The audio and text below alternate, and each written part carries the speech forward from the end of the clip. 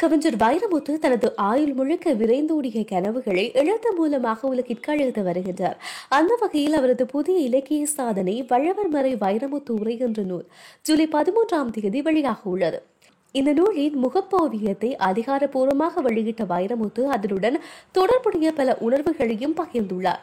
நூல் வெளியீட்டு அறிவிப்பின் போது கவிஞர் வைரமுத்து 12 வயதில் நான் கண்ட கனவுதான் இன்று இந்த நூலாகி இருக்கின்றது.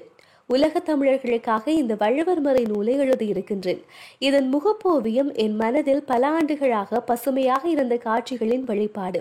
72 வயதில் இந்த கனவிற்கு உரிய உருவம் கிடைத்திருக்கிறது என்று கூறியுள்ளார். ஜூலை 13 நடைபெற இருக்கும் நூல் வெளியீட்டு விழாவில் உலக தமிழ் அறிவியல் வட்டங்கள், எழுத்தாளர்கள், தமிழ் ஆர்வலர்கள் என பலரும் பங்கேற்க உள்ளனர்.